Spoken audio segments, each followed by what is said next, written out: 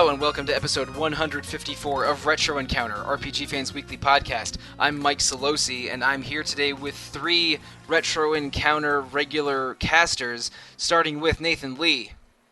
Hello, everyone. Next, Peter Triezenberg. My icon has blue hair. Does that make me a lord? In most of the time, yes, but not in Fire Emblem 5 or Fire Emblem 6. Or Alright. Gaiden. Noted. Yeah, or Gaiden. Oh, do neither of them have blue hair in Gaiden? Or I thought one of them did. No, all of No. them has green hair, Sonic has red hair. Okay, gotcha. Well, and also joining Nathan and Peter and I is Leona McCallum. Hello. Now, if it wasn't immediately clear, this is going to be an episode all about Fire Emblem. Now, maybe surprisingly, Retro Encounter has not talked about Fire Emblem in great deal on the podcast. I could be wrong about this, but we definitely talked about Path of Radiance a little bit on the GameCube episode. And I think that on our SNES episode 3 years ago, I insisted on or maybe 2 years ago, I insisted on talking about Fire Emblem Seisen no Keifu a little bit, because I really like that one. But just being bullet points in other episodes isn't a whole lot when you talk about big JRPG series on this podcast, because this podcast is mostly JRPGs, and Fire Emblem is a pretty big JRPG series. It's usually called the sort of seminal Japanese strategy RPG. The first one was in 1990, but we didn't get any in the United States until 2002 or 2003. And in the Western world, it's probably unlikely that you heard of Fire Emblem before Super Smash Bros. Melee in 2002. Is it, or am I off by a year? I think it's 2001. Yeah. 2001? Okay, yeah. Super Smash Bros. Melee in 2001 had Marth and Roy as unlockable characters. And Marth was the main character of Fire Emblem 1 and Fire Emblem 3 in the 90s. And Roy was the main character of Fire Emblem 6. Now, the Fire Emblem games don't actually have numbers; they usually have subtitles. I'm just simplifying it for everyone here. and Roy's game came out either a few months or a year after Super Smash Bros. Melee. Roy was basically an advertisement. Unless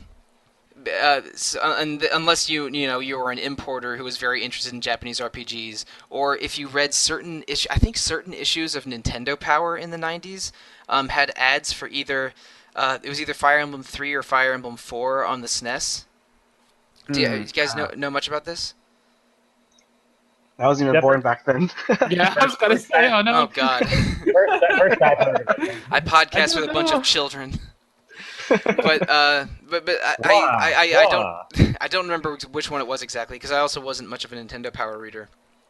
But one of the Japanese Fire Emblem games was advertised in North American Nintendo Power magazines as a, hey, this might come soon, or this is what's going on in Japan kind of articles. But none of them ever came over until after Super Smash Bros. Melee. It's unclear if the popularity of Melee directly led to Fire Emblem in the Western world or not, but regardless, one of the Game Boy Advance Fire Emblems, Fire Emblem 7 or Rekken no Ken or the Blazing Sword, came out in 2003 for GBA worldwide, and then that was the first Fire Emblem game in the Western world, and it was just titled Fire Emblem, even though it's technically Fire Emblem 7. And Roy is the main character of Fire Emblem 6, and 7 is a prequel to 6, starring Roy's father Eliwood and two other lords named Lyn and Hector. So that was the first Fire Emblem game that came out worldwide, and I should say, fast-forwarding many years, Fire Emblem Three Houses was first revealed in the Nintendo Direct just before E3 2018. And that is the Switch Fire Emblem game that was, for about a year, untitled Switch Fire Emblem game. But it was revealed as Three Houses on that Direct, and I don't think we've had a lot of information since that Direct, but a lot of what we saw was really intriguing. It looks like that your army is, heroes leading units and not strictly individuals, among other things. Now, Nathan, I know you were following that pretty closely. Have we had a lot of information on Three Houses since that announcement, or is it mostly quiet? No, we've gotten pretty much nothing since that direct. Okay, all right. I was worried that I was under researched, but I wasn't. When I was briefly checking up on it, I wasn't able to find much. Yeah, not even the Nintendo Direct we had last week even had Right. anything. That's right. That's right. I was curious to see if we would get anything there, and we didn't. But that's basically the Fire Emblem story, a strategy RPG series starting in 1990. We did not get any in the Western world until 2003, and that might have been connected to Fire Emblem characters appearing in Super Smash Bros. Melee. And fast forwarding again, how many Fire Emblem characters are in the Smash series now? Is it eight or nine? I think it's 7. Okay. I think I was counting earlier on my podcast today. All right, yeah, it's Fire Emblem characters are almost like a subclass of heroes in the Smash series, and I think that weirdly, like Fire Emblem has more exposure as Smash characters than as an RPG series on their own. But anyway, that's enough Fire Emblem like general background information of me mostly monologuing. Let's bring it to the entire panel a little bit. I want us each to briefly describe our personal story about Fire Emblem, which ones we've played. Maybe the first one we played, maybe if you have a favorite game. Just go into all of that a little briefly. Peter, do you mind starting? Yeah. As for me, I didn't get the first Fire Emblem game I played. I didn't play the first one that came out here, but I did play Sacred Stones. My friend loaned me his copy, and I ended up playing through it and really enjoyed it at the time. Didn't really think much else of it other than this was a pretty cool game. Until Awakening was coming out, and I was like, okay, I want to give this series another shot. Slight problem: Nintendo rather famously printed Awakening upon launch, and despite my roommate at college at the time and I scouring the city of Grand Rapids, we found a single copy, and he bought it. So, Oh wow. Tyler, which I am not bitter about at all, I swear. So I ended up playing Awakening again about a year later and really liked it. Played Fates when that came out and hated it. And I haven't played Echoes at all lately. So that is my short history of the Fire Emblem series for me. Cool, thanks, Peter. I guess I'll go next. There was a time where I was pretty hardcore into Fire Emblem. And I guess you'll glean that from my description here. I hadn't really heard of it until Smash Melee, where I was playing it at a friend's house, and they said, "Oh yeah, these guys are from Fire Emblem. It's a Japanese series."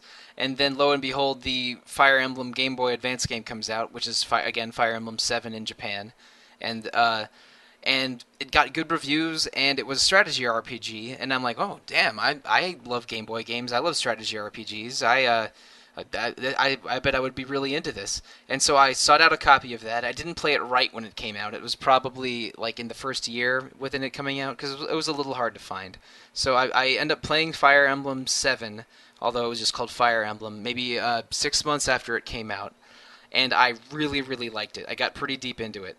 And I bought and played Sacred Stones and Path of Radiance when they came out. Around that time, say mid-2000s, I think probably when I was in college. And I was in college from 05 to 09. So sometime when I was in college, I played Fire Emblem 4, which is Seisen no Keifu, and Fire Emblem 6, which is Fuin no Tsurugi. And Seisen no Keifu is Super Famicom, Fuin no Tsurugi is the Roy game for GBA. So I played both of those. I skipped over the Wii one and played Shadow Dragon and Awakening. And I really liked those. I really liked all the ones that I'd played up to that point for different reasons, some more than others, of course.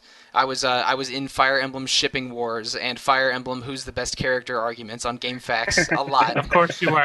a lot in that period. I played Awakening a little bit late, not because I had a hard time finding it, because I didn't have a 3DS. I got a 3DS a couple years late, and when I did get it, Fire Emblem Awakening was one of the games I sought out earliest, and I really enjoyed that one. I did get Fates and Echoes at the time they came out, but I am in the same boat as you, Peter. I really did not like Fates. I played through the first. I'm in the 15 to 20 chapter range for the first two stories for Birthright and Conquest, but didn't finish either of them. Yeah, I tried twice. Like, but we'll talk about Fates in greater detail a little later. And I do have a copy of Echoes. I wasn't gonna get it, but then a friend sold me his copy a little cheap, and I'm like, oh, okay, I'll $25. The price is right. But I haven't touched it. I probably would enjoy Echoes and from everything I've read about it, it seems interesting, but I have not touched it. So that's my personal Fire Emblem story. Leona, do you mind going next? Sure. The first Fire Emblem I played was like Peter, Sacred Stones.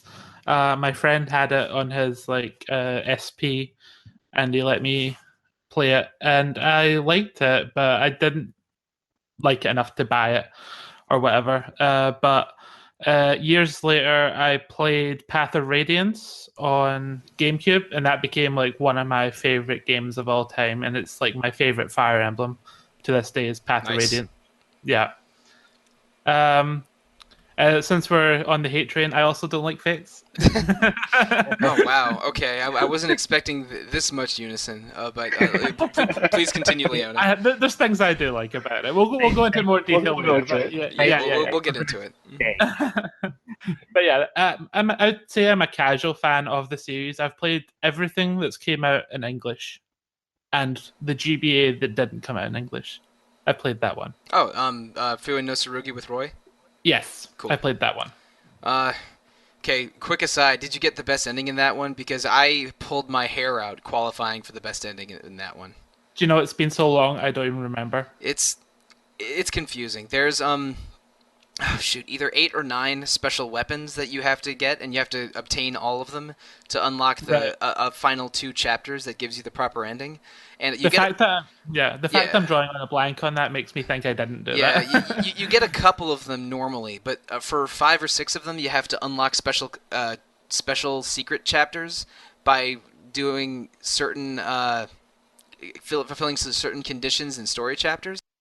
And some of those conditions are tough. It's not always easy. So using a guide, I mean, I've played FE6 twice, and the first time I did not get a good ending, and the second time I did more research, and specifically worked to get a good ending, and it was a challenge, but I did do it. Is it worth it? I don't know. I like that game a lot, and I think the 3 GBA Fire Emblems have different strengths and weaknesses that you can sort of see. You can sort of see like the design ideas progress in the 3 of them. Like 6 has the most characters and the weakest growths and the most challenging quest. And then as you go down the line, they get like the cast gets smaller but more customizable, and the quest gets a little easier. And of those 3, 7, the middle one is probably my favorite. But I think all 3 of them are pretty good. And I didn't mention this in my brief spiel. My favorite Fire Emblem game is probably either the GBA one that was my first one, Fire Emblem 7, or Path of Radiance for GameCube, which we might shorten to Fire Emblem 9 at times. So like 7 and 9 are my 2 favorites, but I like all of the ones that I've played to completion. Okay, Nathan, your turn. What is your brief background on the Fire Emblem series? Alright, so first time, just noticed one of my friends playing Path of Radiance, and that was my first kind of dive in, because after that I got a copy of it. Path of Radiance was my first one, then I branched off from there, played Radiant Dawn, little bit Sacred Stones, didn't finish Sacred Stones. So after that I played all the Fire Emblem games since Radiant Dawn, so that's Awakening, all the Fates games, Echoes, and the spin-offs games. Was Shadow Dragon after or before Radiant Dawn? Oh, wait, sorry. Shadow Dragon's the one I missed out on. Okay. Couldn't find a copy of it. Was it after? Okay, it was after Radiant Dawn. All right, now Shadow Dragon's a weird one. Now you guys probably already know this, but for the benefit of all of us and the audience, Shadow Dragon was the DS Fire Emblem game, but it was there were 2 Fire Emblem DS games, Shadow Dragon and then a direct follow-up. And let's call them Fire Emblem 10 and 12, just for simplicity's sake. And rolling it back, Fire Emblem 3 for the Super Famicom was a remake of Fire Emblem 1 that then added like a second quest after the ending of Fire Emblem 1. So it was like a double length Fire Emblem 1 remake. And the two DS games were the two halves of Fire Emblem 3. So Shadow Dragon was a remake of Fire Emblem 1, the first half of Fire Emblem 3, and the second DS game was a remake of the second half of Fire Emblem 3. So they were a connected story, and we only got the first one, which was localized as Fire Emblem Shadow Dragon. So that's confusing. It's a remake. It's a half remake of a remake that is Japan only, but we only got the first half. And I did play through Shadow Dragon. It's not one of my favorites. I think there's maybe it's a little bit too old feeling in a way, but yeah, that's a lot of complaints I heard about it. yeah, but we never got its sequel. You know, it's a weirdly named thing that I'm not going to look up right now. But we never got the second Fire Emblem DS game worldwide. Is that the Mystery of the Emblem one? Mystery of the Emblem is Fire Emblem 3 for the for Super Famicom, and the two DS games. One of them is the first half. Shadow Dragon is the first half of Mystery of the Emblem, and the second one is the second half of Mystery of the Emblem. Gotcha. It's like when people talk about Final Fantasy, like prior to 6, it's like 4, 3, 1. Yeah, which number am I on? It's like when you say Final Fantasy 3, are you talking about the NES, the SNES, the PS1, the PSP, the DS? It could be any of those. And if you're just one digit off, you either end up with Cloud or Squall. Mm-hmm. Oh yeah, good lord. But anyway, and that would be terrible. One of those is coming to the Switch, and one of them isn't. Fast forwarding to the present a little bit, we most recently had Fire Emblem Awakening on the 3DS, then Fire Emblem Fates on the 3DS, then Fire Emblem Echoes on the 3DS. And Awakening was a standalone game. That Fates was split into multiple games. There was Birthright, Conquest, and Revelations, and you could get those all on a single cartridge or split between two cartridges. And Revelations could be DLC. It's a little complicated. It's more complicated than Pokemon Red versus Pokemon Blue. But Fates is basically a multi-game epic.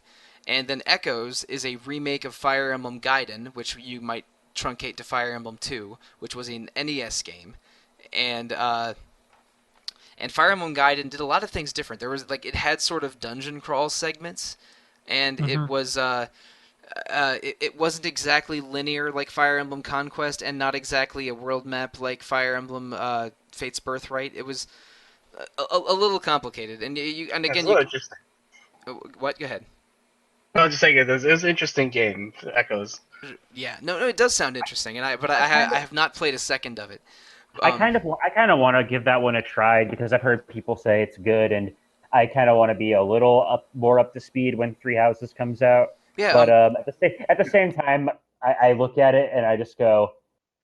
It's quite good, but it's not amazing. Don't expect to be blown away by it or anything. Yeah, it's not a thing that'll blow you away, but it's definitely a very solid Fire Emblem. And I mean, Nathan, you reviewed it about a year ago, so and you did give it a solid score. And I remember that Derek Heemsbergen played it. I don't know if it was individually or for review, but he also liked it with some reservations. And he, I think, also had issues with Fates like I did. So I'm with you, Peter. I'm interested in Gaiden. It just hasn't happened yet, and I do have a copy of it sitting in my 3DS game wallet, so that may yet happen. But anyway, back to the present a little bit. If you count Fates as one game, which might be unfair, might be fair, I don't know. I'd say it's one game. Okay, I would say it's one game. Then using some people prefer it as one game. All right, then using our simplified numbering system, then Echoes would be Fire Emblem 15, and this upcoming Fire Emblem 3 Houses for the Switch would be Fire Emblem 16, and again, we don't have a lot of information on it outside of that trailer from 4 months ago or so. And Nathan, please correct me if I get any details off here. Three Houses is the localized name for it. Its full name in Japanese is like a paraphrased version of a Chinese proverb about war and balance or something. Something like that. But yeah, Three Houses is the name for us in the West. And do we know, is it going to be a single release, or is Three Houses going to be, like blue version, red version, yellow version kind of deal? We know nothing about it other than that trailer we got from E3. Please, right. Not again. I really hope it's not. I don't want to go through Fates again. I would. Surprise! There's 4 games. Oh no, there's a fourth house. That's the twist. And then the Lannisters show up and just kill everybody, and then I'm like, I'm actually okay with that. Never mind. Yes. I mean, maybe they ruin the entire Fire Emblem timeline with a meteor, and then they have to do Three Houses 2.0, A Realm Reborn. But If you ever need somebody to reboot your franchise, call Naoki Yoshida and see if he's not busy. Yoshi P is a superhero of a video game producer, and I am in awe of Fire Emblem 14 at all times. But I have Final Fantasy 14. Yeah, Final Fantasy 14. Fire Emblem 14 is. Oh no, that's Fates. Oh no, I am not in awe of that one at all times. It's on mic. We've got it. All right. Well, Okay. oh boy. Okay, Well, you say it's on mic. I could edit that out. I have the power here. Despite all of our bitching about Fates, I do quite enjoy Corrin in Smash 4 because pinning somebody to the side of the stage is amusing. And well, anyway, like in spite of us complaining about Fire Emblem Fates, all of us do like Fire Emblem, and each had different starting points and perspectives on this series.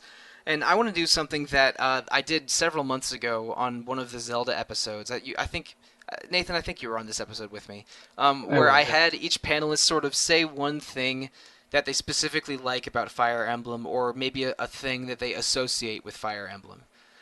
Just to give an idea of our feelings on the series and what we get out of the series. Yeah. I'll go first to give you guys a little bit of time to think, because this might be a bit of a surprise question. I apologize. When I play a Fire Emblem game, I want sort of to see. I like seeing the army come together and interact. And Leona, we're in the middle of Suikoden 2 episodes right now, and I think I mentioned, and I definitely mentioned on the podcast, that one of my favorite things about Suikoden 2 is building and recruiting that army of 108 stars. And there's a similar loop with Fire Emblem. Every Fire Emblem game has conservatively at least 20 characters.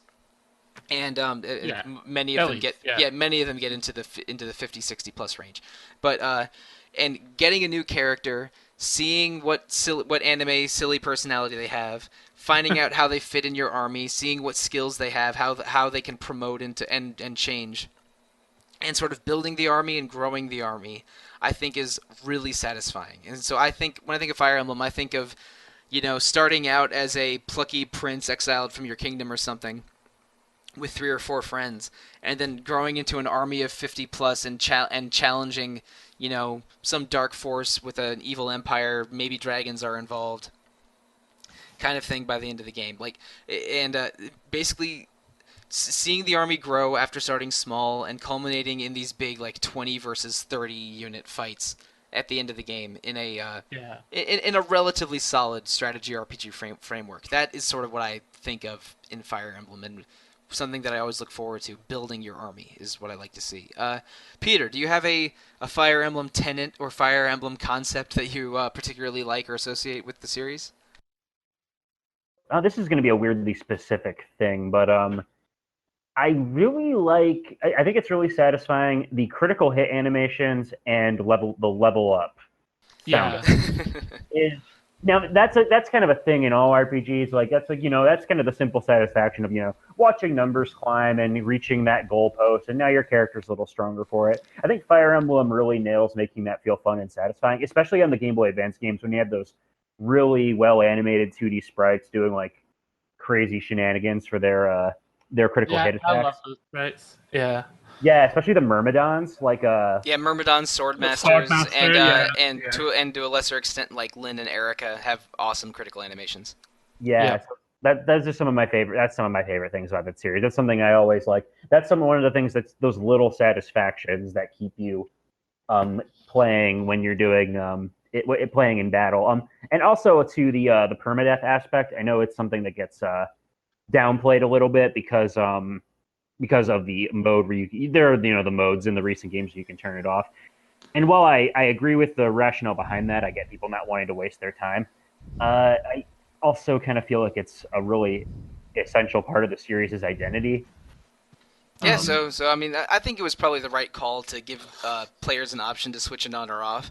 But with that Totally. said, I always want permadeath on because that's what Fire Emblem is to me, and it just it Yeah, no, increases the risk. I am Yeah. all in favor of more accessibility options, letting more people enjoy the video game. I just think that I think we had this discussion before, but it's like if you turn on the casual mode, you can just power through the same mission and bring everyone comes back to life. Whereas on permadeath mode, yeah, there are people who save scum and reset every time they fail a mission, but you also if you're not doing that, then it does kind of force you to live with the consequences of your decisions, which I think is really interesting. So like my first run of Sacred Stones, it was interesting because I was like, I had this there was a I don't remember their names. There was the father son duo that joins your party really early on. That is Ross, and I think his father is Gordo? Something? No, that's someone else. It might be Gordon. I forget Ross's dad's name, but yeah, they were both axe users. Yeah, think yeah, Gor- right. Yeah. So Oh, in Ross my, and Garcia. That's it, Garcia. Garcia. That's Yeah. it. in my playthrough, the son died a couple missions after that because I was still getting the hang of the game. So the son died, and the father stayed in my army and was pretty well. He was a pretty good member. I used him pretty often, but he ended up getting killed in I think the second to last mission. And I kind of had this little head canon going where I was like, okay, well now he fought on and hard, but now he's with his son, and I'm like, yeah, no, it's one of those little personal narratives that's like kind of corny, but it was something. It was something I thought about that was interesting that I don't think I could have gotten in any other series. So That happened to me the very first time I played Fire Emblem 7, which is just Fire Emblem in North America, where I had the core 11 or 12 units that I had been using the most the whole game. And then later in the game when your army size for battles needs to start being in the 16 to 20 range, I would just use the big strong units that I had recruited most recently. But really I had a core dozen or so. And in the second to last mission, before you fight Nurgle and the dragon, like you have to fight a bunch of revived bosses and big strong zombie units from earlier in the game. And one of my mainstays from the entire game, Sane, one of the earliest social knights or cavaliers that you get. He was a level, I don't know, probably 13 or 14 paladin and super duper strong. He died really late in the battle, and I ended up continuing because I just wanted to beat the game, and I had really struggled with that fight a couple times already, and because Sane was sort of a goofball, sort of a Joker kind of character, and he had been one of my mainstays since literally the second or third mission with Lynn. Like chapter 2 or 3 of the game is when Sane joins. I was a little heartbroken. It's like, man, like the guy who would sort of lighten the mood in my army, who had been there since the beginning and was one of my strongest mounted units, is gone, and he's the only person that isn't going to get a scene in the epilogue. I was a little haunted by it. No. I actually think the series. I don't know what they'll end up doing with Three Houses, but I feel like we talk about these personal narratives where characters die and you have to live with the consequences, and we have these little stories we tell ourselves.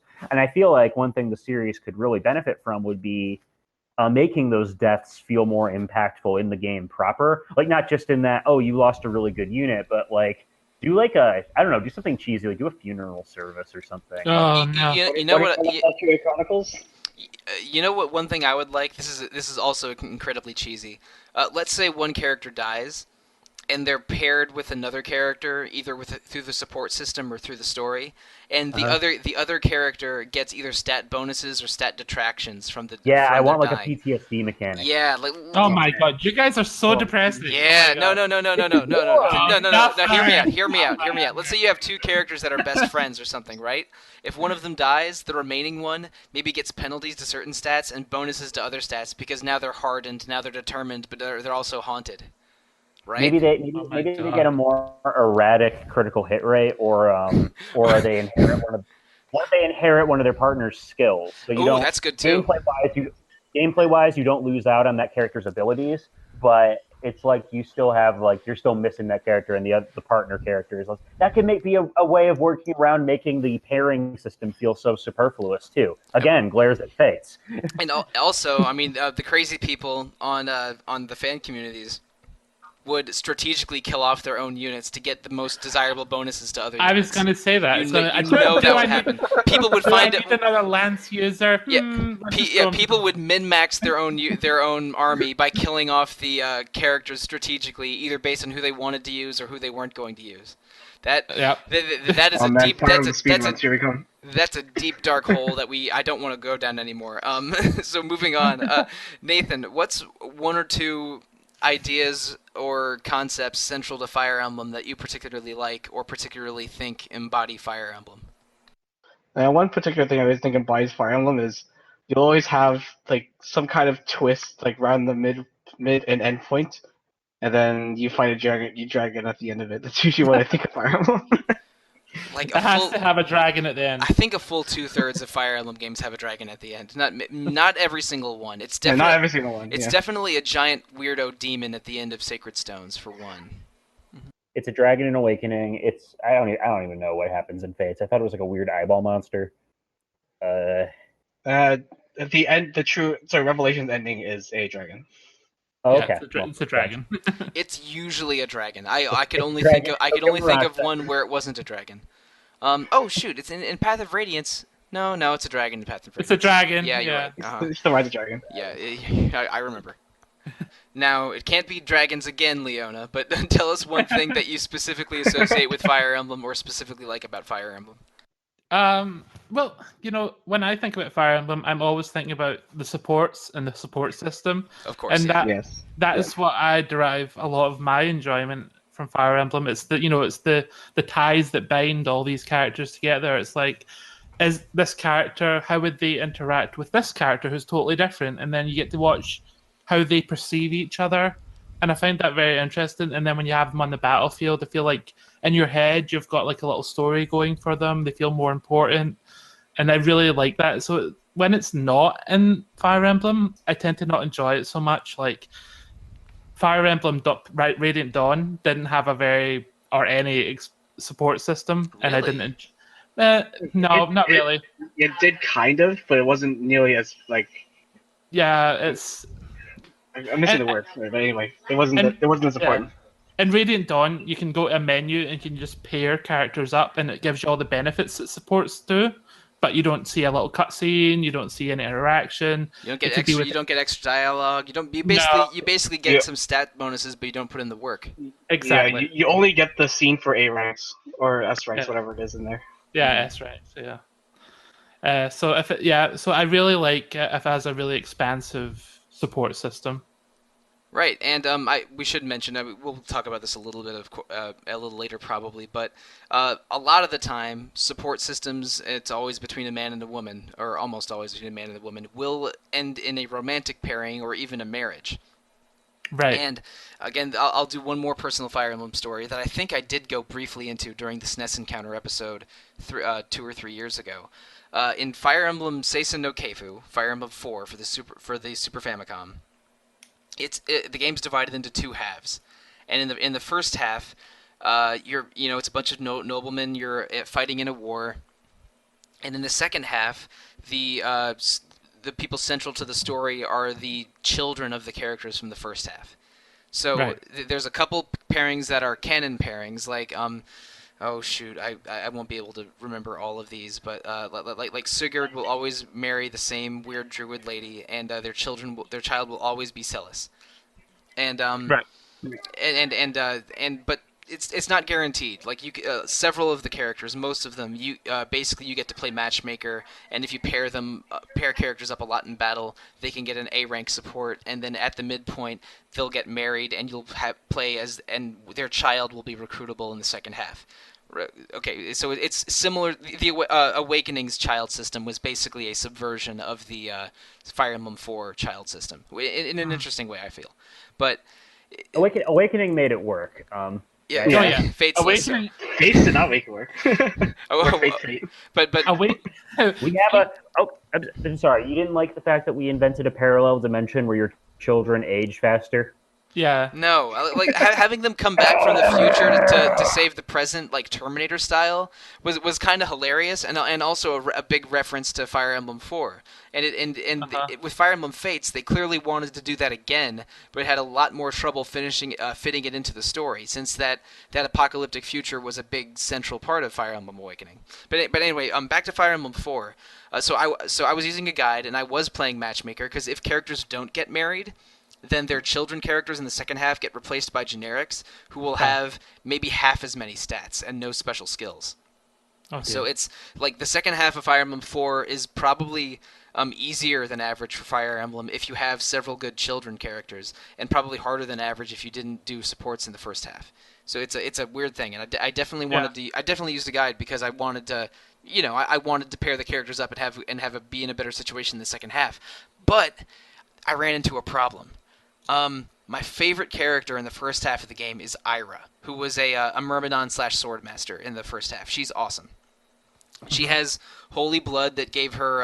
I'm sorry, she had noble blood that gave her a stat upgrade, and she had a special weapon. And if she married someone, then her noble blood would be inherited into her children, and her daughter would inherit her special sword and her special skills. And Ira has twins in the second half, so you get two good characters if you have Ira marry somebody, and Huh. so and she's awesome. She's one of the best characters in the first half of the game, and her children are awesome. So you definitely want to have Ira hook up with somebody. And the problem I have ran into was I had basically figured out who was going to marry who except for Ira, and I didn't know if I wanted to marry her to Lex, who was one of my paladin characters who I used a lot, and he had like big HP and attack stats, and an okay skill that both kids would inherit, or if I wanted her to marry Holin, who was I think Ira's cousin, but Eh, but where if I'm Oh, from, what that's was this? fine. yeah, but if Ira married Holin, the stat bonuses on the kids would be better, and the son would inherit Holin's special skill and his sword. So, like, if I had Ira marry Lex, it would be a character I used more because I didn't really use Holin in that game much, and their kids would have like more HP and attack. But if I had Ira marry Holin, they would like the kids would have better speed and skill stats, and the daughter would always inherit Ira's sword no matter what, but the son would have a better weapon and better skills. So it's like, do I go with the character that I like more and who Mhm. in the story seems to have a crush on Ira, or do I have Ira marry her cousin who would create more powerful children? Yeah. I was literally broken up about this. Like I stopped playing the game for several days thinking about it, and I eventually married her with Holin, but I didn't feel good about it, and I still kind of feel bad for Yeah. Lex. I don't. I don't. Like I don't like that whole Fire Emblem eugenics I simulator. know. I don't. I don't enjoy I it. don't. I I was always put two characters who I like together. like That's I only played that For game me, once. I've only played Seisen no Keifu the one time in probably I don't know, probably 2005 or 2006, and I still kind of feel bad with how I handled marrying my favorite character. And I like that a game makes me feel these things, but I don't like that I made a decision because I was gaming a system, and yeah. so it's weird. Like sometimes Fire Emblem does get weird in eugenics. Like the Fire Emblem 4 is full of it because like noble blood makes kids more powerful, and I feel like you don't want peasant characters in the second half of the game, which sounds gross. But yeah. uh, I feel like it kind of makes like more sense in like a political storyline, right? Like because you yes, can sort and of Fire like Emblem 4 is a fairly political story, uh huh. but still, I don't love that I felt that way. I think I'm kind of I'm with you on that. I don't like the eugenics simulator stuff. I prefer to have characters pair that I feel like have a good relationship with each other and Yeah. that relationship develops naturally, which is a big problem I have with the more recent games. Not the one that shall not be named, because I don't like the fact that if I do a couple extra missions with the same pairings, I can have these two characters who've barely known each other be married and have children before the story's even started, basically. Hmm. And it feels weird and artificial, and like the relationships have no meaning. I would prefer it if there were more like meaningful event triggers, or if there was a better story justification for these characters getting together. Yeah. It's in a way it's a it's waifu wars or matchmaker simulator. And the community at large, like the romantic side of Fire Emblem is very popular. Like there's probably 100 best girl threads on GameFAQs on this very moment in just every Fire Emblem sub forum. You're all wrong because the answer is Lynn. Uh, Oh, sure. do we have a debate? No, absolutely not, absolutely not. Titania is No, best girl. no, we are not having this. And if it continues, I'm cutting it out of the podcast. Um, I don't want to generalize too much, but I would say the Fire Emblem fan base very, very much is into the matchmaking support aspect of the series, and as such is an awfully horny fan base. Yeah, the Fire Emblem fan base is really horny on me. Yeah, like I would say in terms of horniness, maybe around even with the Danganronpa fan base, but not quite as horny as the Overwatch fan base.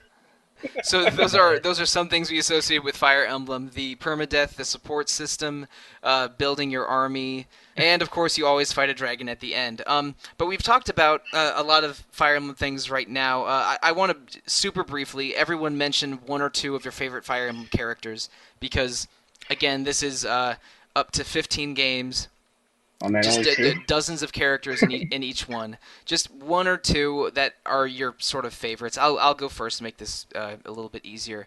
Uh, I, my favorite kind of unit in Fire Emblem are flyers because I think just having high movement and and and is maybe the most important thing in a Fire Emblem game. So I'll have my entire army be like half cavalry sometimes. It's a little crazy. And so one of my maybe my all-time favorite flying unit is Milady from Fire Emblem 6. She's a wyvern that you get around the midpoint of the game. She starts out as an enemy unit, and she's downing what Zephiel's doing with his army. And when you recruit her, she's basically just so good. She'll probably max every single stat she has.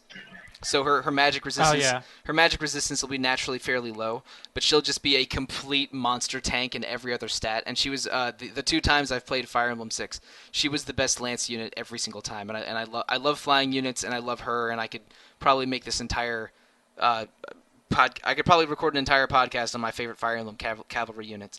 And outside of Melody, another particular favorite of mine, I mentioned Ira from Fire Emblem 4, but I do like sort of like powerful single weapon infantry a lot. Like they can only use one weapon, but they're a complete just a complete terror because of how strong they are individually. So and unusually there aren't very many of this kind of unit, but I love Nephany from Fire Emblem 9 from Path of I was Radiance. gonna say Nephany. God damn it.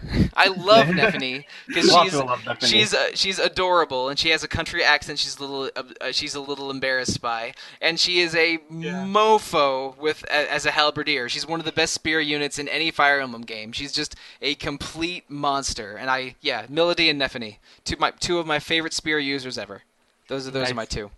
Does anyone have a volunteer to talk about their favorite Fire Emblem characters? I can go. Go for it, Hannah. I'm gonna name two Path of Radiance characters, and they both have red hair, and Alright. that's Titania and Jill. I love Titania. Yeah. Titania, yeah. She's Yeah. probably the best. Was it? I forget his name. Oh my god. You're talking about the archetype for the paladin you have at the beginning of the game. I forget it too. It's Jagan. Jagan. Yeah, Jagan. Yes, Jagan, it's the Jagan Jagan, unit, yeah. which is Marcus in Fire Emblem 6 and 7. And Seth and Sacred Stones. Seth's a good one in Sacred Stones, but Titania might be the best one. You're right. Mm-hmm. I think Seth is the best, actually. I think he carries the game on his own. But anyway, this is about Titania. Titania, yeah, you can use her through the whole game, really, and she doesn't impact your army negatively like most Jaeger units do. But I like her personality. She's very motherly towards Ike, and she's just very sweet. And I think Jill's relationship or arc over the series is very nice, and her problems with her dad and stuff like that. So I'll say those two. Cool. So Peter or Nathan, do you have a volunteer for your Fire Emblem favorite characters?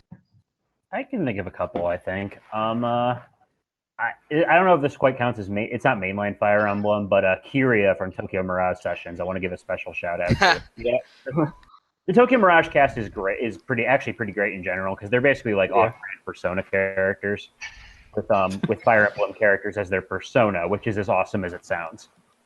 And Kyria is the one who has Tharja's is her persona, and she's this kind of character who starts off as kind of like an ice queen, but develops over the course of the game.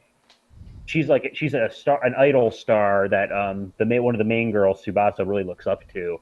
And there's this really great scene, one of the side quests where one of their social link type things where they have to perform on stage together, and they kind of realize what they can learn from each other. And it's a big moment of like stardom for Tsubasa and a big character moment for Kyria too, because she's kind of learning to see other performers as equals to her. And she's just a really cool character. I really enjoyed getting to know her. And she has my other favorite character as her persona, which is Tharja. Tharja is one of the most delightful characters in Awakening. I love the fact that she's she's kind of the grumpy mage character who's like threatening to curse at people and is also wearing S&M gear and has some of the most risque-looking statuettes and merch of any Fire Emblem character. So, so I'm not saying there's a bit of a personal inclination going on in this bit, but... but no, I like Tharja. She is like kind of like that. She pretends she doesn't care, but she actually probably cares the most of anybody. Yeah, exactly. I think she's got a bit more to her character going on that I like. And I do not know the Fire Emblem Tokyo Mirage Sessions cast at all. I haven't played that game. I don't own a Wii U. But when you said Kyria and I didn't know who Kyria was, I was kind of hoping it was the dude that wants to be a Kamen Rider. Kind of hoping it was him. Toma. Toma's he's the generic best friend. He's the best friend archetype. Right. Oh yeah. I know that he has either Cain or Abel as his persona. It's Cain. It's Cain. Yeah. Cain, right? Every single Fire Emblem game gives you two Cavaliers early. They're called Social Knights in the Japanese versions, and in Fire Emblem 1 they were Cain and Abel. So and they're usually red and green, but not always. The Christmas Knights. Yeah. You can dress him in a bunch of off-brand Kamen Rider costumes in Tokyo Mirage, which is awesome. And it's I'll briefly go into a Kamen Rider tangent. The main character of a Kamen Rider since 2000 is always an actor in his late teens or early 20s, always a sort of handsome idol type of guy, and they're always trying to use the Kamen Rider show as like their first role and then move on to bigger things afterwards. All of them are basically that archetype. So if you line up all of the Kamen Rider actors from the past 20 years, it's like, oh yeah, these are 20 handsome Japanese dudes about the same age that definitely want a music career or film career. So they decided to use that sort of arc for one of the main characters of Tokyo Mirage Sessions, and I am absolutely into it. Yeah, I'm going to use the hell out of that dude if and when I play that game. It's worth it. Honestly, I thought it was a delightful experience. Awesome. Yeah, I only played like half of it, but the way it handles like the actor lifestyle or whatever, the talent lifestyle, it's really interesting. Yeah, and having one of the male main characters trying to be on a tokusatsu show is 1,000% into it. So, all right. Thanks, Peter. Nathan, it's your turn. Give us two of your favorite Fire Emblem characters and sort of why you like them. Oh man, I had to pick only two of them. Hey, we all had to. I could give you a squad of 20 if you like, or two from each game that I've played, but we're limiting it to two. I already regret my two. Damn it. we all have too many, probably. I don't regret my two, but I didn't include my all-time favorite Lord in there, which I feel a little bad about. Do you want to increase it to 3, and we each get one bonus one after Nathan's done? One more. Okay. Nathan, give us your 3, and then Peter, Leona, and I will each give a bonus 1. Okay, so my all-time favorite is Ike. Yay! Ike is just one. He's just like part of him. Just really loves him as a unit because he's just. You can carry Fire Emblem, Path of Radiance, and Radiant Dawn just using Ike, just because of how super powerful he is. Yeah. And plus, Ike has really it's been a little bit interesting story for him. Becoming leader of the Grail Mercenaries after his father dies. So. Mm-hmm. Let's see. Second, what I got here? I got a whole list. I guess probably the second one might be Elaine or Odin from like he's in Awakening and Fates. Ah, yeah. It's Okay, kind of yeah, like I remember Odin from Awakening, I think. yeah. So What was his name? Dark Mage, it's right? yeah, it's Owain in Awakening and Odin Oh, in Owain. Fates. Yes, yes, yes. Okay, Yeah, yeah, I know who you're talking about. yeah. I just like his theatricals. He's the kind of character that's just kind of like to lighten the mood and just pretends to be like this hero or this dark lord. He's just like I'm gonna save everybody with my dark powers. Yeah, he's a Chinibyo. Yeah, Triniview. I wanted to use that word, but wasn't sure if I don't know if everyone would understand what it means. Just someone who basically just pretends to be an anime character. I Sort feel of like like chuni is a Japanese word that is sort of like an over the top idea of cool. Like I usually think of it as what does a middle school boy think is awesome is kind of what chuni Yeah. means, and yeah, chunibyo is a character that embodies that. And like I know this.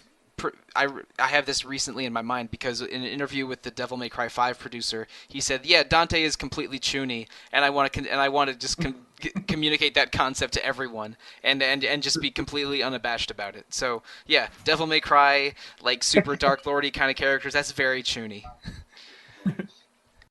and I guess another one to just would be overall from Fates. Probably like one of the few Fates characters I actually really like. Overall, there's kind of it was Wait, great watching was her. she like a Oh, ninja or a Naginata user? I remember. I she's think the Is Naginata. she the Falcon Knight? Is that? No, no, she's No, I know which one. I know which one she is. Okay, she's the blue yeah, haired she's girl. the Naginata user. yeah. She's the Okay, one it was who's Naginata. racist. Right. Okay. She's the one Yeah. who's racist to all the Norians, hmm like at the start of the game. I like how you picked a But racist as your favorite character. no, no, it's because like over the course of like as she gets support conversations with Norian characters, she slowly gets over her racism. She's Hmm. like, oh, Norians aren't all bad people, right? Norians are, people just like Hoshidans. So I kind of like that the development of her character with support conversations, how she slowly grows to like Norians and be more comfortable around them. It's all based off of childhood trauma, right? But it's how you can get over that, like stuff you learned during your childhood. I like that part about her. Cool. And it's yeah, it's I was a little thrown away by Fates because it really threw away a lot of the traditional Fire Emblem unit diversity I was used to by having sort of one army explicitly Western medieval and one army explicitly Japanese medieval. So it was cool and added character to the different armies. But it's like what do you mean I can't have Pegasus Knights in this army? And then like Yeah, and what do you mean there's separate uh like halberdiers and Naginata users. Like I was a little perplexed by it, but it yeah, it, it's a bit odd, but yeah. it did add visual flair to the two different groups, which is good. All right, it's my turn again. My all-time favorite Fire Emblem character was the guy who was my strongest unit the very first time I played Fire Emblem, and I love him. It's Hector from Fire Emblem 7. Yeah. He is maybe the best Fire Emblem axe user ever, or at least on the short list of them. He's really powerful. I've never had Hector turn out badly every time I've played that game, which is 3 or 4 times, or maybe 3.5 times.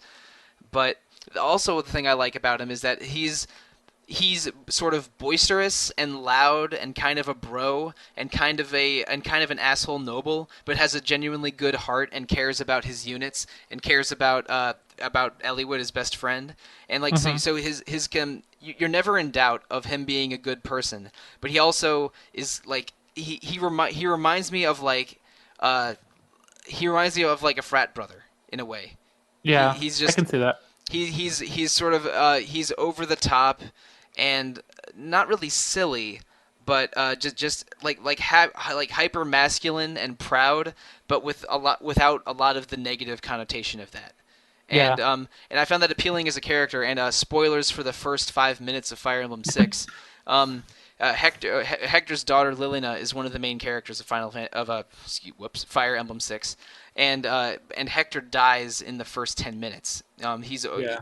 He's killed by Zephiel, who was the main antagonist of Fire Emblem 6, and who's a young boy in Fire Emblem 7 that you rescue at one point. But near Yeah, the end, he what? has a nice beard as well. Yeah, yeah, he has a nice beard in Fire Emblem 6.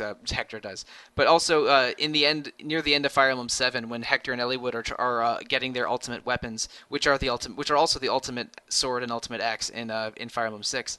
Like and he takes armads or almase, whatever translation you're playing. Heck, like the holder of the axe says, if you choose to take this axe, you'll be given great power, but you'll die in you'll die in battle and die with regrets. And Hector said, I don't care. We need to win this war now. I'll take the goddamn axe. And so he does, and that foreshadows his death in Fire Emblem 6, which again takes place several years later. But That's super cool. yeah, it's really cool, and I love Hector as a character, even though he feels like less of a main character than Eliwood or Lyn.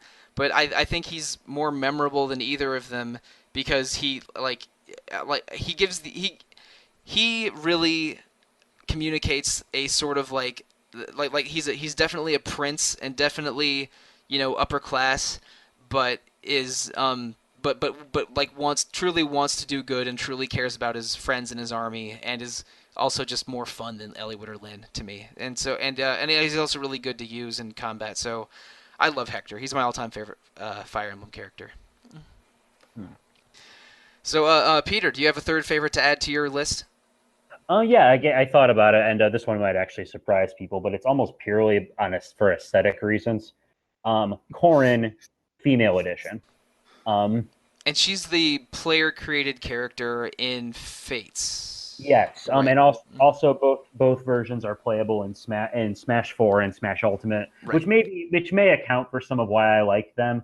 Because they put them in the game before Fates came out, kind of to drum up hype. Same rationale as putting Roy in Melee, and I found Corrin to be a really fun character to use. And also, I think female Corrin is canon. At least she's the one that's in Fire Emblem Warriors, and the developers seem to favor her. And I think she's canon. that's cool to me too, because I think the male Corrin is kind of doofy looking, and whereas femme Corrin is adorable. Like she's got a really great design. Is there a canon gender for Robin? Yeah, it's male. Okay. Yeah. Yeah. I think they go with the. I think they go with the Smash versions are technically there, but yeah. I don't know. I just think I think that female Corrin makes at least some aspects of Fates a little bit more bearable. Just because you deal with instead of the mage squad, you have the butler, which is a better character to begin with and a little less skeevy. Yeah. And yeah, I don't know. I like her design. I think Corrin suffers a bit from protagonist coonness, where she's got way too many powers and everybody adores her. And okay, to an extent, that's kind of obnoxious character writing, but I don't know. I like female Corrin. I this pretty much on an aesthetic level entirely. I have trouble justifying my enjoyment for that character. But I have it, so I'm gonna talk about it. What I love is everyone was complaining about the Awakenings feet, they're all just stumps, and for Fates they're like, you know what, we're gonna make Corrin barefoot just to show these feet. Just to show you, we learned what toes are. Look at the feet. Okay, but Leona, are you sure that that's them showing off their new graphics tech, or is that or another fetish? Yeah. Both? Probably both. Let's be honest here. All right, so let's see. Nathan, Peter, and I have shared our third Fire Emblem favorite. Your turn, Leona. Okay, just really quick. It was during the Tharja talk that made me think of the other Dark Mage in Awakening, and that's Henry. And I love man. Oh my god, Henry. Henry's a real eccentric dude. Yeah, he's real eccentric. He's always happy, but he's also kind of creepy. And I just like that mix of characteristics. That he's always upbeat and always happy, but at the same time, he's like, "Can I take your heart out of your open chest?" Yeah, with the smile. So I really like Henry and his birds. Yeah, Henry's probably one of my favorites from Awakening as well. Yeah, Henry was my best magic user the time I played Awakening. I think I had him on the I forget what the name of the class is, but the mounted one that can use Dark Tomes. Dark And- Flyer. No, not Dark Dark Flyer. Knight, Dark Knight, I think. Yeah, I think Dark Knight it is. That's it. Right. But yeah, he was. I played Awakening slightly late, and Tharja is one of my close friends' favorite Fire Emblem characters. I was pretty pumped for Tharja to have her just be my best magic user, but no, Henry turned out way better than Tharja, and he was probably one of my top 5 or 6 units that game. I really get attached to how good units are when I play through Fire Emblem games. I'm the same way with Pokemon. Like my favorite my favorite Pokemon are always like, oh yeah, the first time I played this game, that Pokemon was awesome for me, and like that. I feel that way about Fire Emblem characters as well. So again, Hector, Melody, and Nephany are absolutely in my top in my list for those reasons. But anyway, we've talked a lot about characters. We've talked about Fire Emblem concepts and ideas. Let's go to the present a little bit. Now we've been off and on about this. Fire Emblem Fates is a problematic Fire Emblem game. To us, it seems anyway. Well, to us, anyways. Like the one thing that's undeniable about Fates is that it came after Awakening. Obviously, Awakening was very popular, and perhaps as a result, Fates is the highest-selling Fire Emblem game of all time. Like again, being a sequel to a popular game is more important than how good a game is for how well it sells. But anyway, so Fates sold extremely well. It was divided into 2 versions, Conquest and Birthright.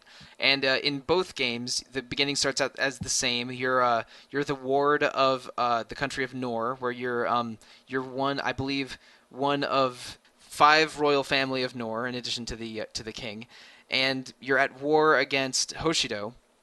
Again, Nor is sort of a Western fantasy inspired look, and Hoshido's a Eastern fantasy inspired look. But then it comes out that you were an orphaned prince or princess of Hoshido.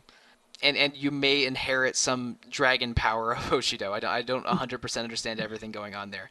But basically, around a midpoint, you choose whether to side with your adopted Norian family and attempt to conquer Hoshido, or your original Hoshido family and attempt to save Hoshido.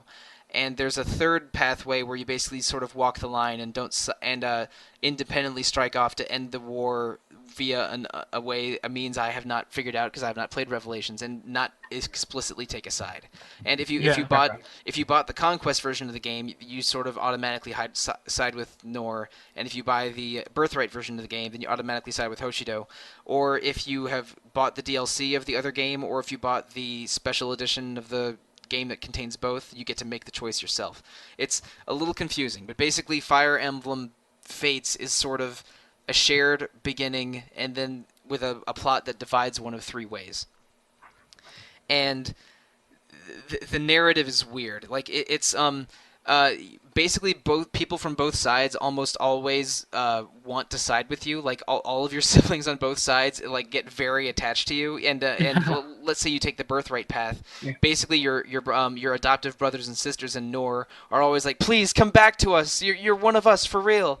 And it's but while the King of Nor, whether you side with him or not, explicitly wants to kill you and is setting you up to fail, even if you're on the Nor path. It's real weird, and they bring back the children's system from Awakening in a way that makes less sense, and they really push like relationship stuff and matchmaking stuff in Fates in a way that felt a little I don't know, like a little much, like they were pushing it onto you as opposed to having it being an existing system.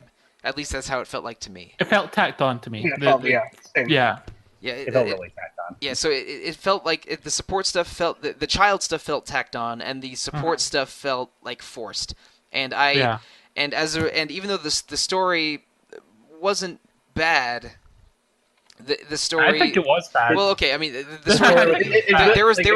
There was narrative dissonance, and I didn't get attached to the story. But I don't think it's not going to make sense to you. Like as a concept, I don't think it's a bad story. Fine. On paper, it's an interesting idea, but in execution, it is weird and bad.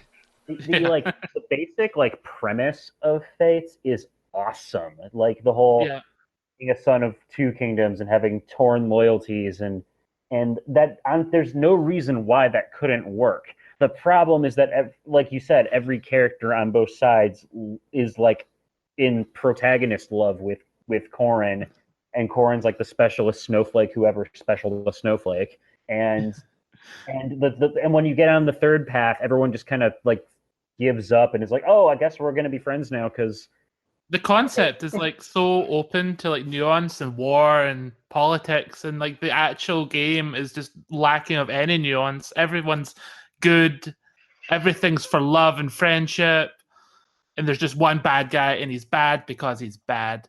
It's like what would happen if Game of Thrones was written by Tite Kubo. Okay, Tite Kubo. I don't have enough time to talk about that guy on a podcast, but at least he always has his characters very well dressed. All the characters in Fates are pretty well dressed. That's true. All right, I like sure. their designs.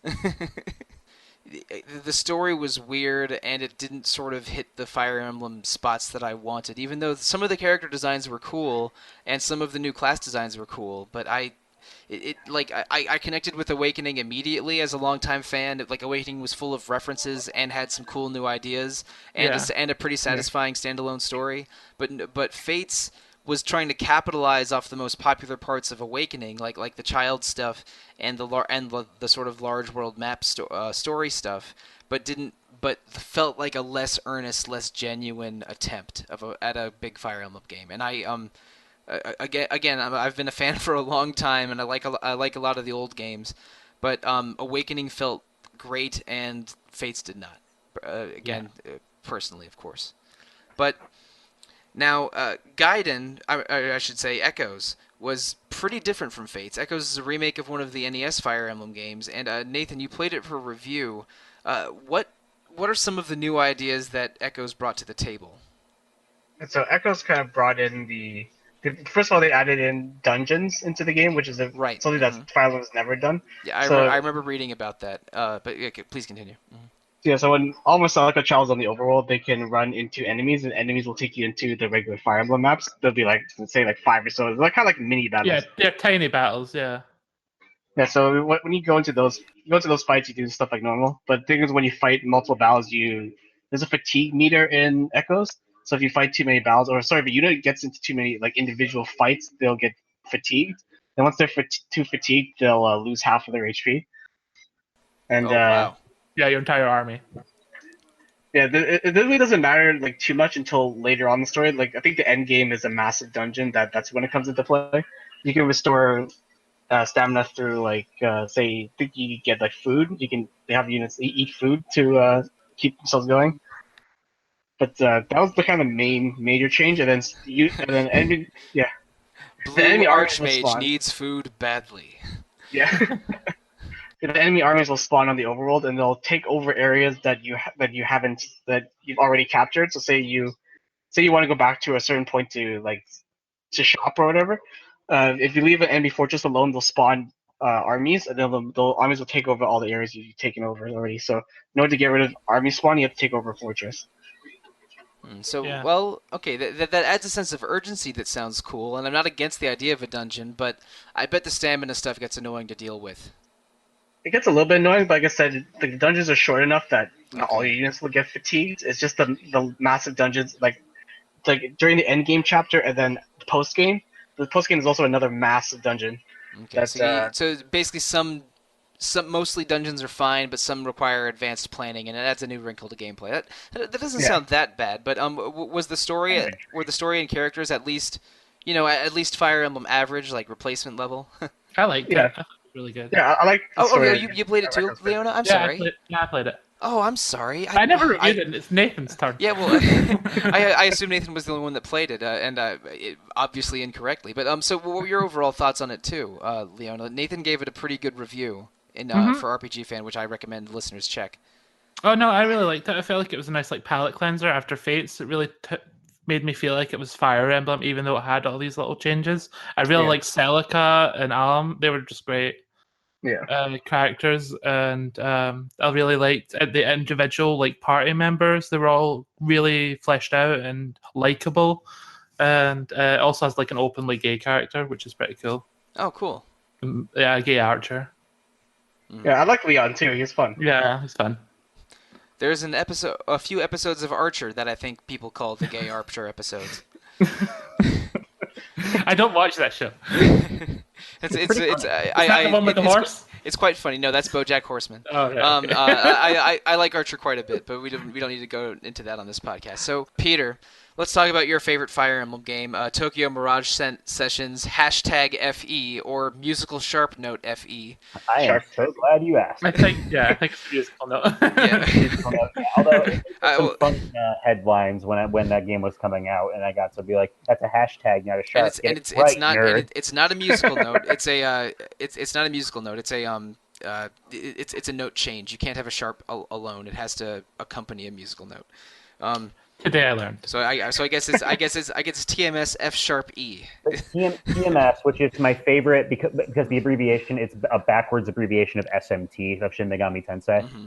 Yeah. God damn it! I never realized that. Yeah. It had Oh, it had to be pointed out to me as well, Leona. But that for me it was on Slack some time Well, ago.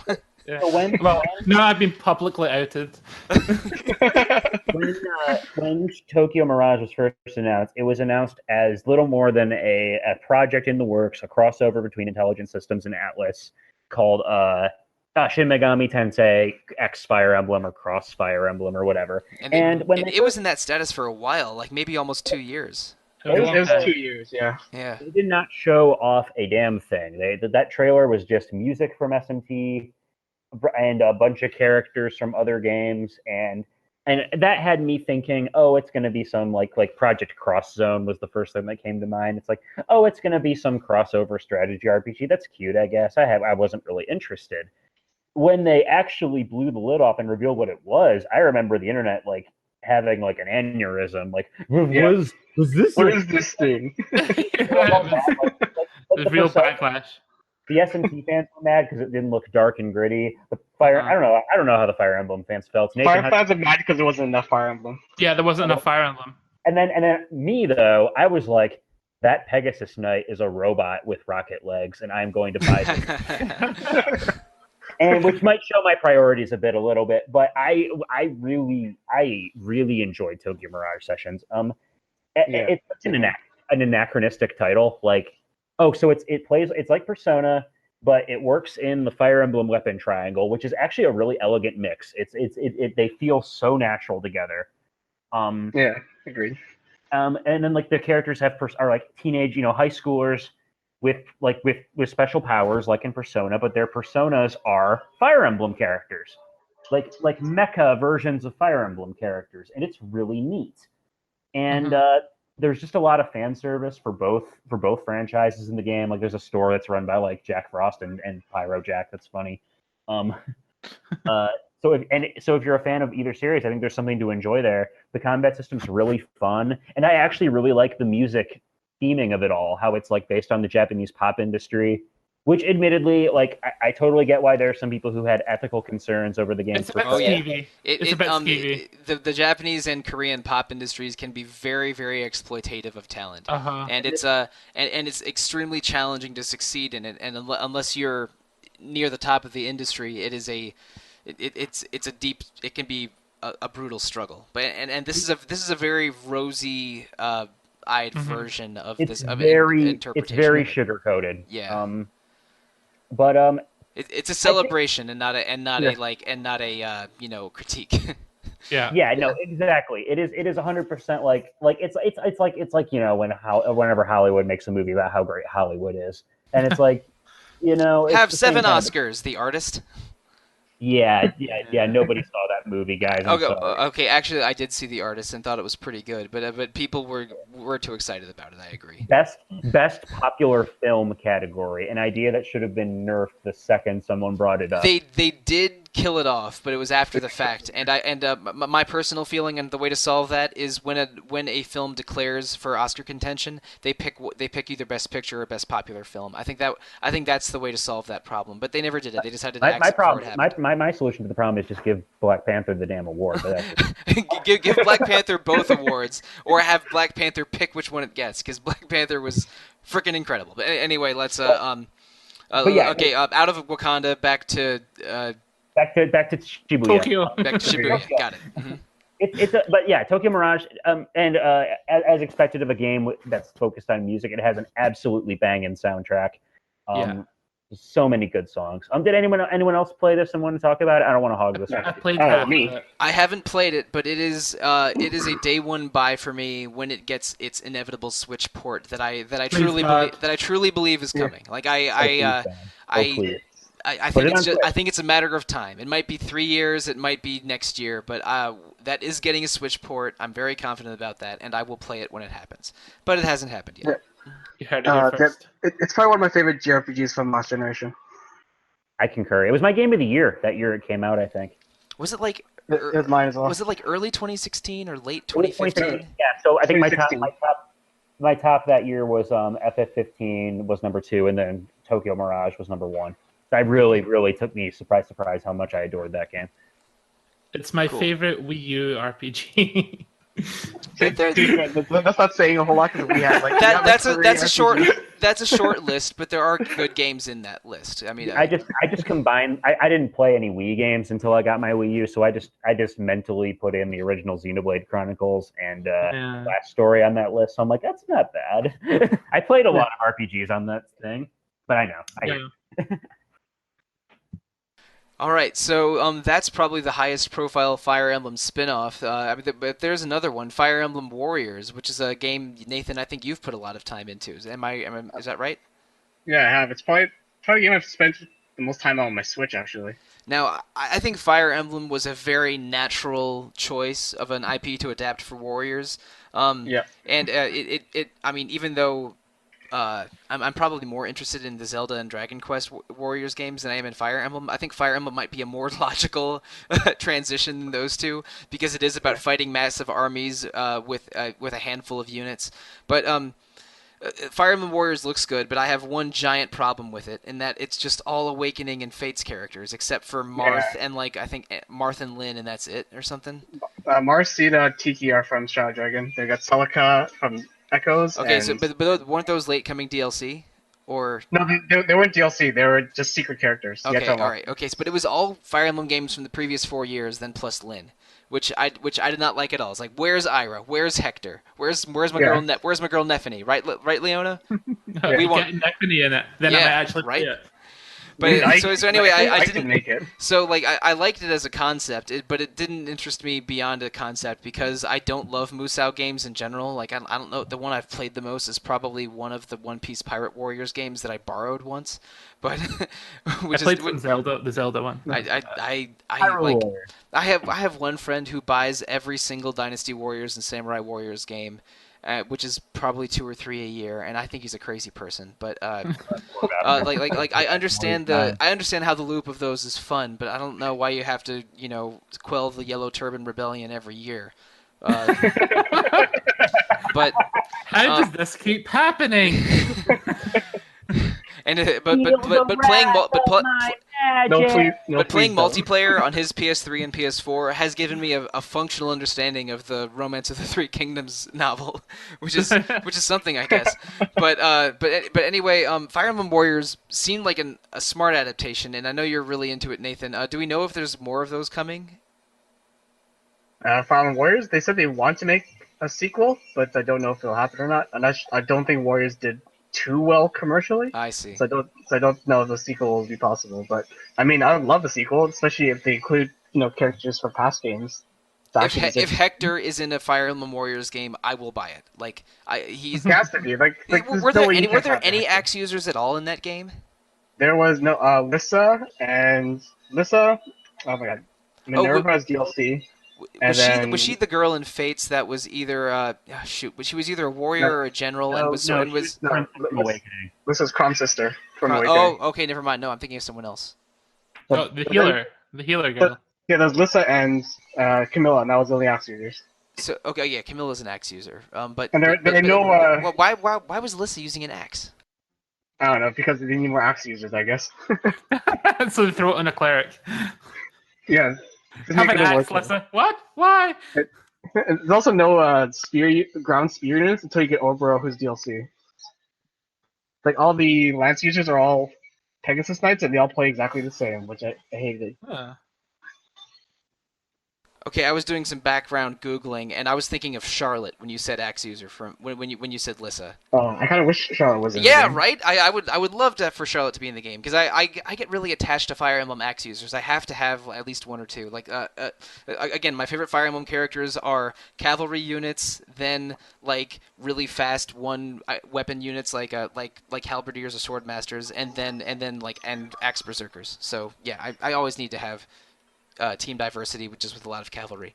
But so anyway, that's a little bit about Warriors and Mirage Sessions. We're already going pretty long on this podcast, but there is two last topics I want to address before we quit. Hopefully, we'll stay under 2 hours. First of all, let's say either Three Houses or a future game. What's one thing you absolutely want to see? Whether it's adding a new thing or a thing from a previous game or toning down a thing from Fates or Echoes. Um, what's just one idea or concept? I'll start with you, Leona. Do you know? Is there something that you specifically want to get out of Three Houses or a game after it?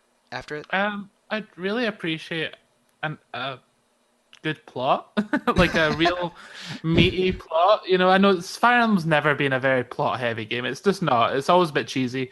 But I wouldn't mind like a more political, like devious, underhanded sort of plot to go with Three Houses. That sounds to me That's quite. part of the parts I loved about Path of Radiance is the political Yeah, stuff you get that gets involved in that game.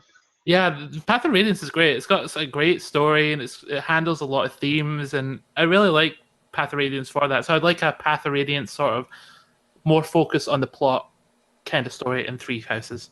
Cool. All right, Peter. Same question to you. Well, since Leona beat me too, please have a good story. Um,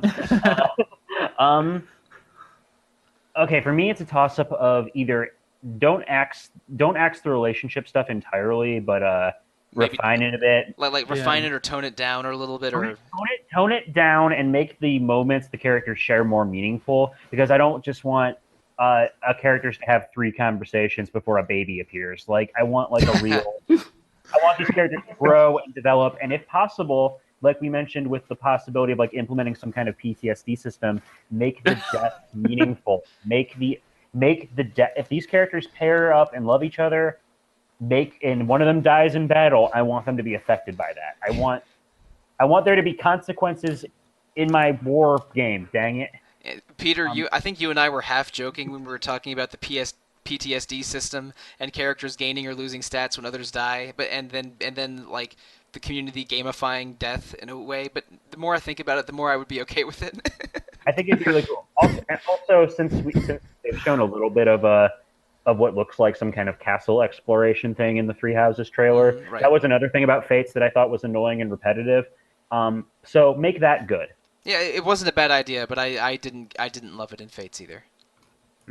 I mean, Leona, we're in the middle of recording Suikoden 2 episodes. Yeah, we that's so much better. Yeah, we know. So we have an idea of how much fun running a castle town can be. Exactly. And like having your little army shopkeepers, that's a lot of fun. Like, Yeah. But not in Fates. Got it.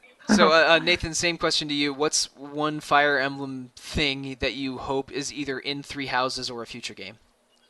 So when I saw the concept for Three Houses, they basically have like, I assume it's going to be like different armies for different countries.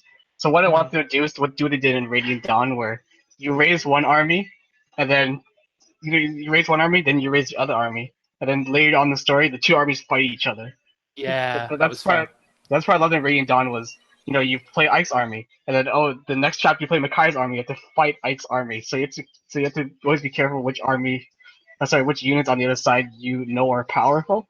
So you have to either avoid them or pick your own best units to fight that best unit. The next chapter you'll fight the other army, right? So there's also, I think it was Jill who basically swaps sides like basically every single time. Yeah. Jill's always there. Jill, you can always talk to her and swap sides because you had a unit on the other side to pull her back towards your side.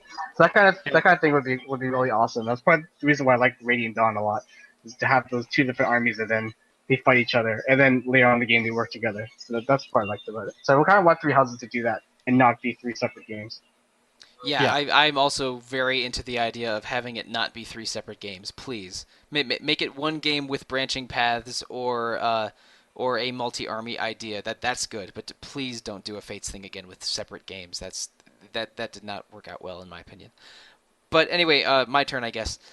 This is not something that could be in Fates. I'm sorry, in Three Houses for obvious reasons. But I want the game after Three Houses to be a remake of Seisen no Keifu. I think, I think that's. Well, I concur. Yeah, I think I that's want to one play of. the game. Yeah, it's one of the best old school Fire Emblem games. There's a lot of dark stuff in it, a lot of death and Yes. That's an and M-rated Fire Emblem there. yeah, it's like a fan favorite one that gets real weird but has really cool ideas and pretty good characters. I only played it through once and I used a guide heavily because I didn't want to make any mistakes. The story is really awesome, but the story also is sometimes a little gross because there's like weird black magic rape in it and stuff. But yeah, I would love for the game after Three Houses to be a remake of Seisen no Keifu, which translates to Genealogy of the Holy War or Generations of the Holy War. Right. So all right, those are ideas about the future of Fire Emblem. But before we end the podcast, I have one last question I want to present to each of you, and so Fate, other than Fates or Echoes, because they're too recent. Right. What would you recommend we have as a future retro encounter episode? What Fire Emblem game would you want to be a future episode? And again, not Fates or Echoes, not for quality reasons, but because of recency reasons. And I'll go first. This is a little bit selfish of me, but a Fire Emblem game that I only played once and don't totally remember. And also I think wouldn't be very hard to replay is Fire Emblem: The Sacred Stones for GBA. Yeah. I think that's a cute one that I have positive memories about, but I don't remember everything about the storyline, and I kind of would like to revisit it. And I haven't played it a bunch of times like I have Fire Emblem 7 or Fire Emblem Awakening. So yeah, my pick is Sacred Stones. Does anyone want to volunteer their suggestion for a future retro encounter episode about Fire Emblem? Path of Radiance. All right. I'm just gonna say it. Wait, no, you don't have to pick something else, Nathan. Do you agree with Leona? That's the one. Yeah, either Path of Radiance or Awakening. Got it. And Peter, what's your idea? Yeah, I'd probably go with either of the GBA ones, either Sacred Stones or 7. Okay. Tie. Well, that can be a discussion that we have privately after we're done recording. But again, there are a lot of Fire Emblem fans among RPG fan staff, so it is something that could happen. In fact, I'm a little surprised there hasn't been more action on the idea of a Fire Emblem episode. But instead you know what? I've thought about it, and I feel like Path of Radiance is so hard to get that it would be a struggle to get that many people to play it. Hey, I got it. I got it lying around somewhere. It can just be you and me, Leona. Just you and me. You, me, and a boy named Ike. I'm up for it. Well, all right. If we're prognosticating future retro encounter episodes, it sounds like this retro encounter episode has come to an end. Thank you so much, Leona, Peter, and Nathan, for joining me on this. It was a lot of fun. It was a lot of fun chatting Fire Emblem with you guys. It's a series that is near and dear to my heart. I have cooled off on it a little bit since my peak when I was arguing about Japanese games from 20 years ago on GameFAQs forums. But do you know what? I feel like it comes and goes because I was like that with Pokemon, and then I was like, I'm cool on Pokemon, and now I'm like, oh, Pokemon, it's amazing. Yeah, I'm like that on Fire Emblem. I was like super deep into Fire Emblem for several years in a row. Then I took a break, and then when I finally got my grubby hands on Awakening, I was obsessed with Fire Emblem for 3 months. Yeah. Again. So but there's a lot of quality there, and hundreds of characters to fall in love with or to end up hating. And a lot of it is dressed in some cool strategy gameplay and some pretty cool fantasy stories. Plus, if Nintendo has a signature JRPG series, it's Pokemon and Fire Emblem, those two coming and going obsessions of yours, Leona. But so it was a lot of fun talking about Fire Emblem with all three of you, and thank you for scheduling this episode on sort of short notice. Again, this was going to be a Pokemon episode, but it got very suddenly canceled, and we had to scrounge one of our episode ideas on our big list together at the last minute, and here's where we arrived. But I'm very glad that we did arrive this way because it was a lot of fun. And yeah, it was fun. And listeners, thank you for putting up with us for over an hour and a half. Next week we have part 2 of our Suikoden 2 set of podcasts. It's already recorded and in the can, and it was a lot of fun to record. I'm looking forward to seeing that one hit the wild soon. And after Suikoden 2, we have several episodes in a row about Mega Man Legends 1 and 2. Those are going to air in October. Not coincidentally the same month that Mega Man 11 comes out. So it's going to be just a month of Mega Man celebration, which is something that I do every minute of my life. But beyond Mega Man Legends, we haven't really made hard plans yet, so I can't announce anything that's coming after those. Maybe that Pokemon episode that we put to the side will come out. Maybe that Battle Systems episode that I know a few people are talking about might come up, but I can't say for sure what's coming right after Mega Man Legends. But listeners, if you want to suggest us an episode or just open up a discussion line with us in general, the best way to do so is to email retro@rpgfan.com. You can also visit RPG Fan's forums, our Twitter, our Facebook, our Discord, our Instagram. All of those are links on the Retro Encounter main page. There's also another RPG Fan podcast, No, that's this one. My bad. The other RPG Fan podcast is Random Encounter. It's hosted by Dayer Keemsbergen, and they focus more on current events, and it's a great listen every 2 weeks. You can also review both Random or Retro Encounter on iTunes or Google Play or however you're listening to us. We love feedback and read everything that is directed to us. So let's share our social media presences. I'll actually be starting a stream of Tokyo Mirage Sessions on Sunday. Sorry, I gotta look at the date. On Sunday, September 23rd, I'll be starting a stream of Tokyo Mirage Sessions on RPG Fans Twitch. So if you'd like to kind of check out the game me and Peter love so much, you can, just swing by and hang out. Yeah, the RPG Fan Twitch page has something going on basically every day. We have a rotating cast of Twitch streamers, and you can check to see what the Twitch schedule is by going to the RPG Fan front page. Because we are recording this a few days in advance, I can't really say everything going on and with it staying current, but please go to the RPG Fan front page, check and see what's streaming, and then go to the RPG Fan Twitch. It looks like Nathan is going to have some Tokyo Mirage sessions ahead of him. Some Tokyo Mirage sessions? Sessions? It'll be Tokyo Mirage sessions. Yeah. Down for the sesh. Yeah, right, yeah. Join us for a TMS sesh. So, all right. So okay, that was a worthwhile plug. But now the plugging is over, and it's time to share our social media. Let's start with you, Peter. Listeners, if you want to follow me on Twitter, you can do so at I Have Fury. Right now, my name is Peter's emotional state is in flux, and I have a picture of 9S having a mental breakdown because that's how I feel at a given moment. But other than that, you can also email me, petert@rpgfan.com, with any news inquiries you may have. All right, and Leona, your turn.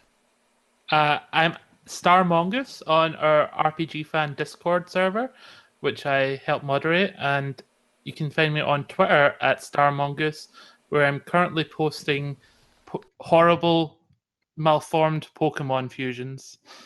It's a trip. Please follow that thread. I haven't spoken up, but I've been watching those, Leona, and they're hilarious. So thank you. I'm glad you like it. All right, Nathan, your turn. Where can people find you on social media? So you can find me on Twitter at SmashKing27. If you want to follow me on Twitch, actually, I'm gonna be doing some streams of RPGs later. It's twitch.tv/SmashKingTV, and then you find me on our Discord. I'm just SmashKing. All right, and I guess I'm last as usual. On Twitter, I am at The Real Monsoon most of the time, and at Evoker for Dogs other times. I am Monsoon on the RPG Fan forums, and Monsoon Mike on the RPG Fan Discord page. And I'm also the person answering the email most of the time if you were to email retro@rpgfan.com. So, gentlemen and lady, I think we've done it. That was a lot of Fire Emblem we talked about, but it was Yeah. the Fire Emblem's pretty good. Fire Emblem's pretty good. Love Fire Emblem. Listeners, Fire Emblem.